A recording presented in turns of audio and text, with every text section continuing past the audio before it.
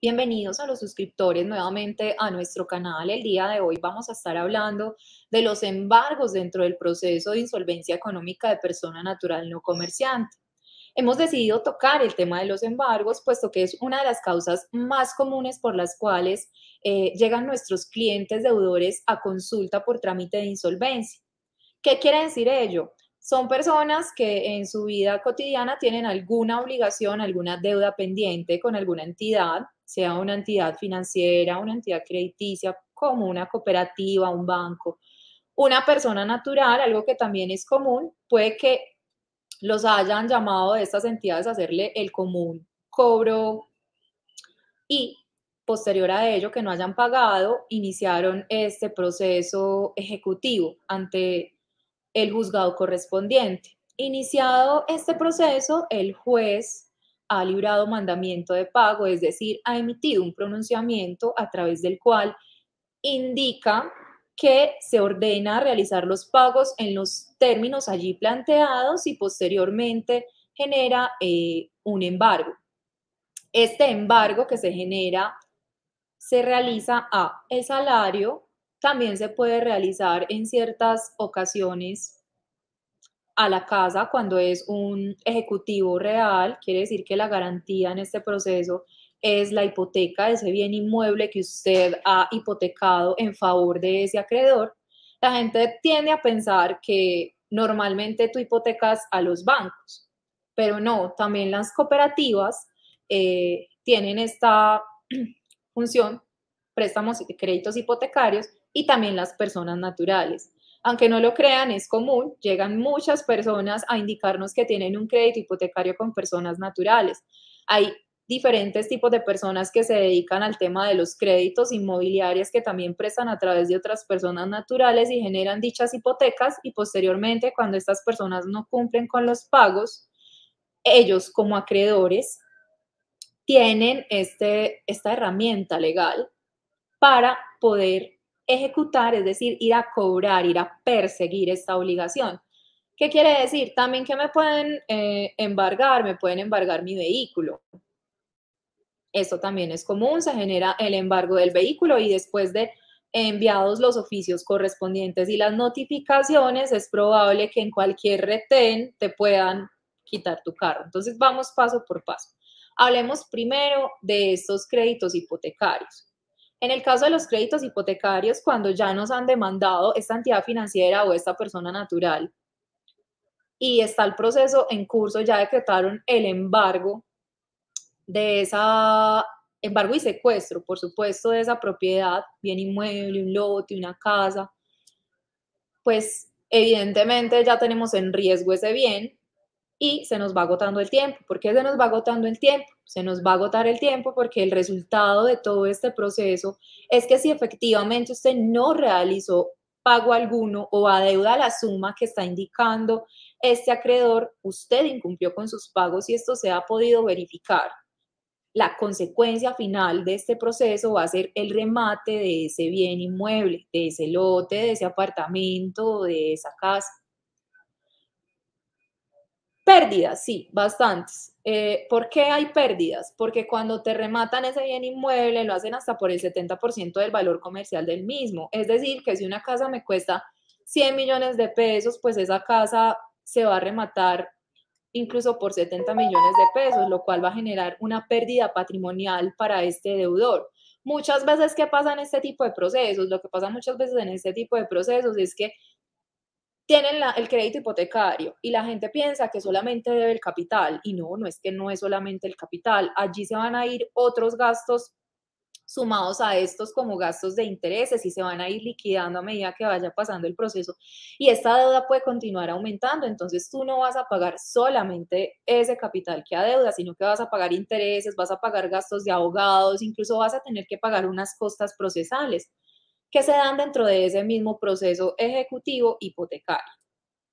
¿Qué más va a pasar? Cuando hacen ese remate, pues vamos a perder a nivel patrimonial muchas veces no vamos a alcanzar a cubrir con esa propiedad, con el valor de ese remate por lo que se vendió esa propiedad, no vamos a alcanzar a pagar todo lo que debemos. Entonces, ¿qué va a pasar? ¿Se va a saldar la deuda con esa entidad financiera o persona natural? Negativo, no se va a saldar. Quiere decir que si no se logró cubrir la totalidad de la obligación, vamos a continuar debiéndole a esa entidad financiera. Suena muy triste, pero es la realidad que estamos viviendo en este país actualmente con los procesos ejecutivos, con garantía real, con estas hipotecas. Muchas veces las personas no alcanzan a cubrir sus obligaciones a pesar de que ya se remató el bien inmueble. Ejemplo, volvemos al mismo bien inmueble de 100 millones de pesos que se remató, 70 millones, pero resulta que la obligación a capital eran 60 y con los intereses ya iban en 20, entonces son 80 y tenemos unas costas procesales y se las vamos sumando. ¿Y por cuánto se remató? Se remató por 70 millones de pesos. ¿Qué quiere decir ello? Que no alcanzamos a cubrir esa totalidad de esa deuda y después de ese remate vamos a perder nuestro bien y vamos a continuar debiéndole a esa entidad financiera. Este es el caso de un crédito hipotecario. Vamos a hablar del vehículo. Pasa exactamente lo mismo. Se hace la retención del bien, claro, que en este caso es un poco diferente porque tú estás andando en la calle con tu vehículo y en cualquier momento te paran a pedirte tus papeles, hacen un retén, estás allí con tu familia y resulta que ya dieron orden de embargo de ese vehículo y la retención del mismo y después de hacer las verificaciones correspondientes, inician ese proceso de aprehensión de ese vehículo. Entonces, pues es un poco más duro porque es de golpe, te quitan el carro en la calle y ya pues no puedes hacer nada, después lo rematan, no alcanzas a pagar la totalidad. La mayoría de las veces no se alcanza a cubrir la totalidad de esta deuda con el remate del bien. ¿Qué nos pasa también? Tenemos embargos de entidades públicas, es decir, las personas que deben impuestos al Estado y los tienen sobre esa vivienda. ¿El Estado qué va a hacer? Nos va a ir y nos va a embargar eso. ¿A través de qué? De un proceso de jurisdicción coactiva y se va a hacer el embargo del bien. También corremos el riesgo de perder nuestro bien inmueble a través de este tipo de procesos que adelanta el Estado en contra de nosotros, sea en cabeza de la municipalidad o la gobernación, independientemente, vamos a tener este tipo de dificultades. Entonces, cuando a una persona le inician un proceso ejecutivo, también nos va a pasar en el caso de las personas que no tienen nada. Dicen, ay, no, pues es que a mí no me pueden embargar, yo no tengo nada, pero es que resulta que eres una persona activa, que eres una persona joven, que estás trabajando, que tienes un empleo y es un empleo, pues, independientemente que sea muy bueno o no tan bueno, también existe esa posibilidad de que te entre un embargo a ese ingreso que te llega de forma mensual en contraprestación por los servicios que tú le das a esa empresa. ¿Qué va a pasar? Nos van a ordenar el embargo. Muchos casos llegan y es que la persona simplemente es codeudor y la gente cree que porque es codeudor entonces no debe. Y resulta que esa persona hizo ese crédito, yo le serví de codeudor y muchas veces esa persona no tiene empleo, ni tiene casa, ni carro, ni beca, nada con qué responder, cero patrimonio y tampoco tiene un empleo.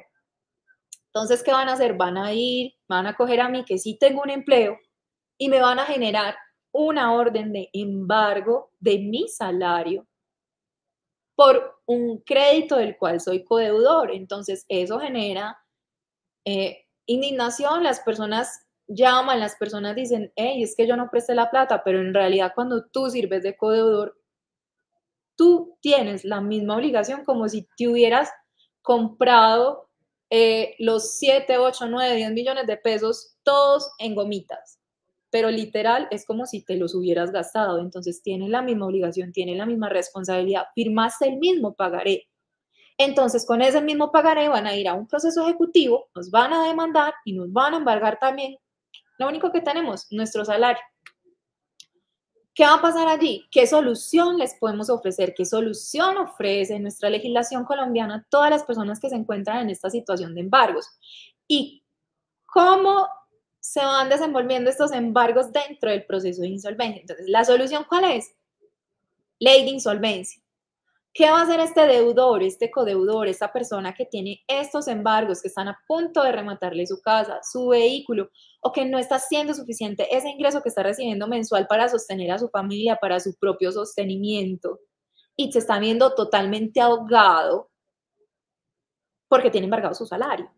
Entonces, ¿qué opción le queda? Ley de insolvencia. Esta persona viene, se acoge a la ley de insolvencia e inmediatamente nos acogemos al trámite de insolvencia y radicamos nuestra solicitud y es admitida dicha solicitud y se inicia todo el trámite, va a haber una orden de suspensión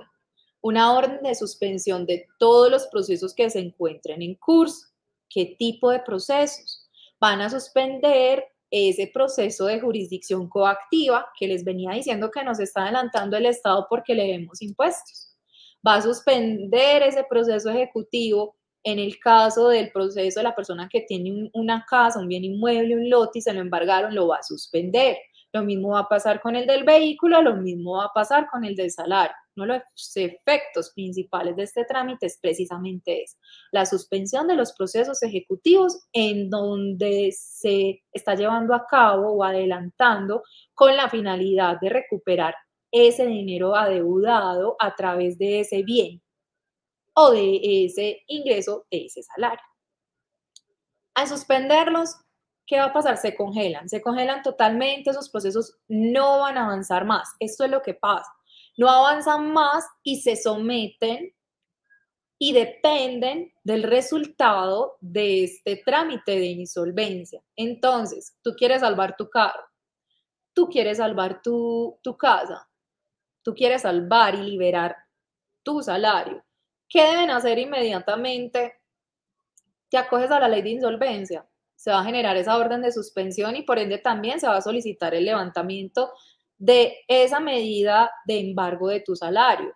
¿Para qué? Para que ese salario te pueda llegar de forma completa, te pueda llegar de forma íntegra mes a mes y con él puedas responder por tus obligaciones, tus gastos y por las demás obligaciones que vas a tramitar dentro del trámite de insolvencia. En caso de llegar a un acuerdo de pago, requieres tener libre tu salario para llegar a un acuerdo de pago con tus acreedores. Como les venía diciendo, queremos salvar ese patrimonio.